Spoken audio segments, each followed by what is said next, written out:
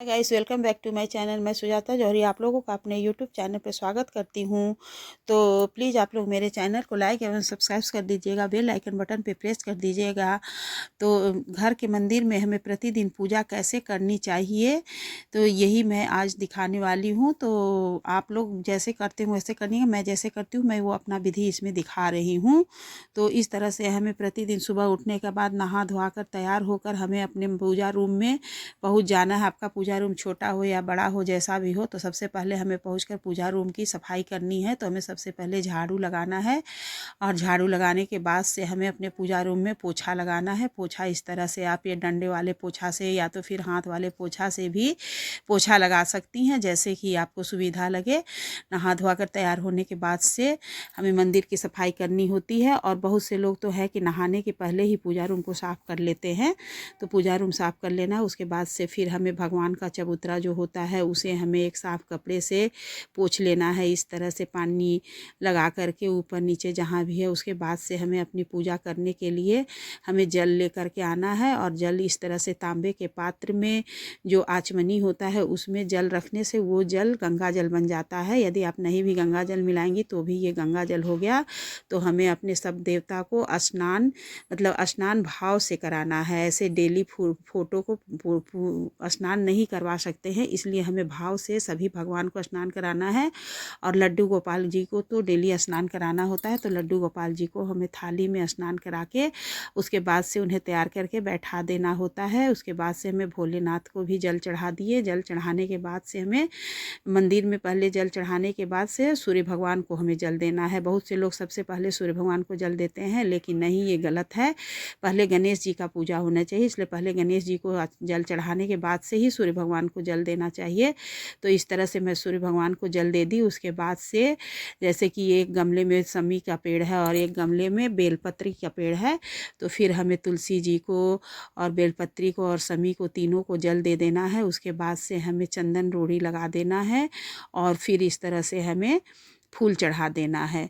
तो इस तरह से हमें फूल चढ़ाने के बाद से हमें एक धूप बत्ती ले जाना है, जो कि हमें सबसे पहले सूर्य भगवान को दिखा देना है। उसके बाद से हमें वहाँ तुलसी जी को और बेलपत्र को, उसमें दिन के अनुसार हम अलग अलग भी दीपक जलाते हैं। जैसे शनिवार को शमी में एक दीपक जला देना चाहिए और शुक्रवार के दिन तुलसी जी में एक दीपक जला देना चाहिए। शाम को तो डेली ही जलाना चाहिए। तो इस तरह से हमें पूजा प्रणाम करके फिर हमें अपने मंदिर में आ जाना है। उसके बाद से हमें मंदिर में सभी देवता को टीका चंदन कर देना है। जिस तरह से हमें टीका चंदन पहले गणेश जी को लगाना है, क्योंकि सर्वप्रथम पूजा गणेश जी का ही होता है। तो पहले मैं देखिए सबको जल से स्नान कराई, उसके बाद सूर्य भगवान को जल दी और फिर मैं उसके बाद से सभी को चंदन लगाई। तो चंदन पहले गणेश जी को, उसके बाद भोलेनाथ को, और फिर मंदिर में जितने भी देवता हैं उन्हें चंदन लगा देना है। और जितनी हमारी देवियाँ हैं उन्हें हमें इस तरह से सिंदूर लगा देना है। सिंदूर आप प्रतिदिन लगाती हैं तो भी ठीक है, और यदि प्रतिदिन नहीं लगाती हैं तो कम से कम सोमवार को और शुक्रवार को हमें ज़रूर से सिंदूर लगाना चाहिए देवी जी लोग को। तो इस तरह से सिंदूर लगा देने के बाद से फिर हमें फूल अर्पित कर देना है। फूल हमें सभी देवता को, जैसे कि सफ़ेद फूल सरस्वती जी को, पीला फूल गणेश भगवान को, और इस तरह से फिर हमें भोलेनाथ को एक बेलपत्र, धतूरा और मदार के फूल, जो भी फूल आपको मिल जाए भोलेनाथ को जो प्रिय है वो आप उन्हें समर्पित कर दीजिए। और सफ़ेद फूल भोलेनाथ को ज़रूर चढ़ाना चाहिए। अपराजिता का फूल भी उन्हें ज़रूर चढ़ाना चाहिए। तो इस तरह से हमें भगवान को जो आपको फूल मिल जाए चढ़ाइए। फूल ना मिले तो भाव से भी, भगवान भाव के भूखे होते हैं, फूल पत्ती के नहीं। अगर फूल मिल जाता है तो चढ़ाइए, नहीं मिलता है तो आप ऐसे भी पूजा अपने मंदिर में कर सकती हैं। तो उसके बाद से हमें सभी को फूल चढ़ा देना है। और फूल चढ़ाने के बाद से हमें इस तरह से सब भगवान को मैं फूल चढ़ा देती हूँ। हमारे बगीचा में फूल होता है इसलिए मेरे यहाँ ज़्यादा फूल रहता है। तो इस तरह से हमें सबको फूल समर्पित कर देना है। लक्ष्मी जी को लाल फूल, विष्णु भगवान को पीला फूल, शालिग्राम भगवान जी को भी पीला फूल, और लड्डू गोपाल जी को एक गुलाब का फूल। लड्डू गोपाल जी को तो मैं स्नान करा के पहले ही बैठा दी हूँ, उनका स्नान मैं नहीं दिखाई हूँ वीडियो में, लेकिन प्रतिदिन उनको स्नान करवाती हूँ और उनको भोग लगाती हूँ। उसके बाद से हमें दीपक जलाकर सभी देवता को दीपक जला देना है। और हमें सबसे पहले गणेश जी की आरती कर लेनी है। फिर हमें इस तरह से लड्डू गोपाल जी को भोग लगा देना है। लड्डू गोपाल जी का भोग अलग लगाना चाहिए और बाकी देवता के लिए अलग से भोग लगाना चाहिए, क्योंकि लड्डू गोपाल बच्चे हैं इसलिए उनके अलग भोग लगना चाहिए। फिर उसके बाद से शालिग्राम भगवान जी को इस तरह से तुलसी दल समर्पित कर दीजिए और उन्हें तुलसी की मंजरी, यदि जब तक तुलसी की मंजरी लगता है तब तक उन्हें तुलसी मंजरी ज़रूर चढ़ाना चाहिए। फिर विष्णु भगवान को तुलसी दल, फिर लक्ष्मी नारायण जी को तुलसी दल, और उसके बाद से एक तुलसी दल मैं अपने रामचंद्र जी को भी समर्पित करती हूँ और एक तुलसी दल कृष्ण जी को भी समर्पित करती हूँ। अब भोग अलग अलग लगाइए या नहीं, लेकिन तुलसी दल इस तरह से हमें लगा देना चाहिए। तुलसी मंजरी हमें भोलेनाथ पे भी चढ़ानी चाहिए। और उसके बाद से सभी पूजा करने के बाद से आरती करने, दीपक जलाने के बाद हमें बैठकर चालीसा पढ़ना है।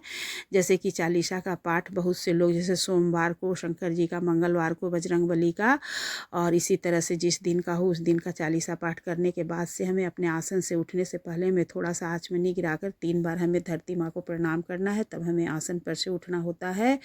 और फिर उसके बाद हमें आरती करना होता है। तो आरती आप जिस दिन हो उस दिन के हिसाब से आप उस भगवान का आरती कर दीजिए।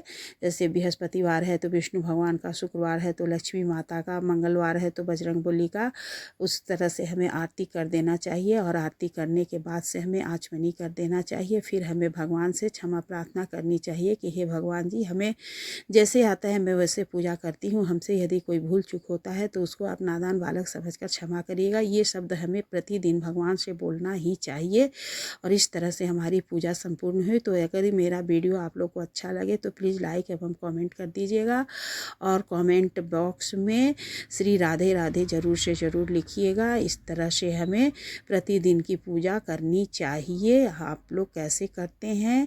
तो अगर कोई गलती होगा मेरा तो इसमें आप लोग हमें कमेंट करके ज़रूर से ज़रूर बताइएगा और क्या अच्छा लगा वो भी बताइएगा और कमेंट में श्री राधे राधे लिखिएगा।